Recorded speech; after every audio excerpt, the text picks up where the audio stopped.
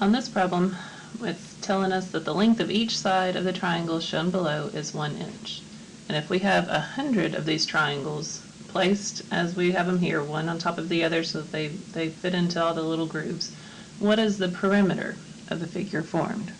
So when they're talking about the perimeter, they're talking about this length is 1, 2, 3, 4, 5, 6, 7, 8, 9. So we're not counting any of these inside pieces, okay? Perimeter is just the length around the outside of the figure. So that's just what, 1, 2, 3, 4, 5, 6, 7. That's with 7 of them in there. If we had 100 of those things stacked up, what would be the perimeter? That's what we have to figure out here. So let's work on understanding the problem. I said step 1 was to understand the problem. We got to look at the perimeter of one triangle.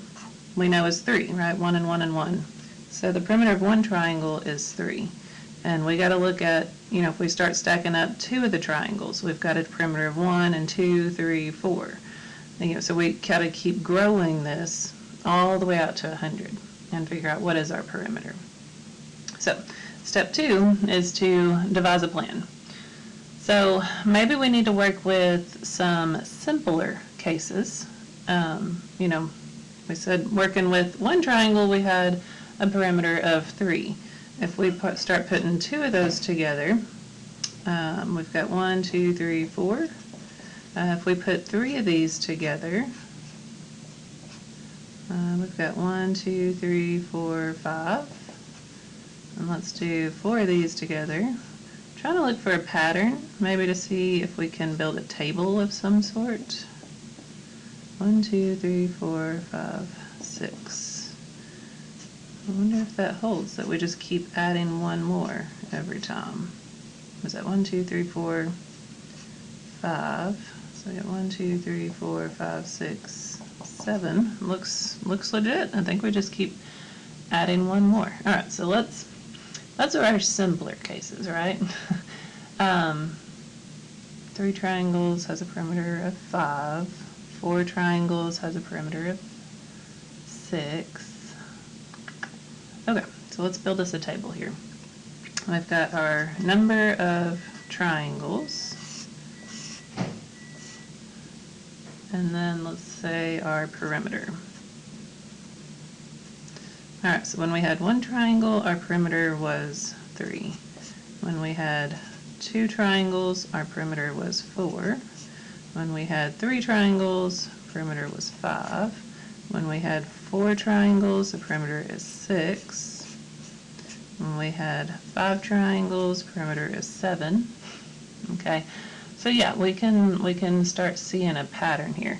And I get that these keep going up 1 and 1 and 1 every time these go up 1 and 1 and 1. But I don't want to just sit here and keep counting plus 1, plus 1, plus 1, plus 1, plus 1. So what if we start looking for a connection here that whenever we have 2, there's 4. When we have 3, there's 5. When there's 4, there's 6. When there's 5, there's 7. It looks like we're just adding 2 every time to that. All right, we just take 4, we add 2. We take 5, we add 2.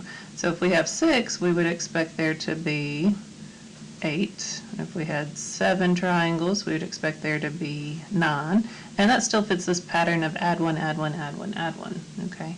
But I like the plus 2 better because eventually we're going to have to get all the way out here to 100, right?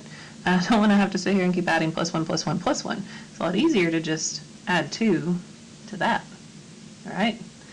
So that is our answer. If we've got 100 triangles, that means we're going to have a perimeter of 102 inches.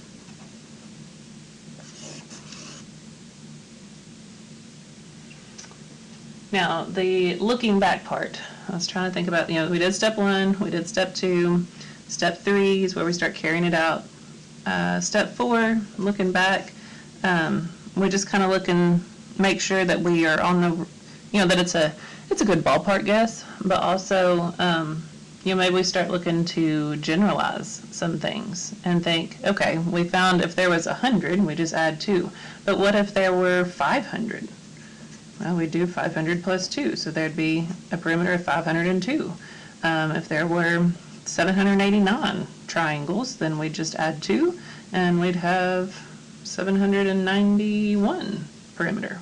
Okay, so if we generalize this, we could say that if there are n triangles, okay, so if we had n triangles, then that would be the perimeter is going to be n plus 2.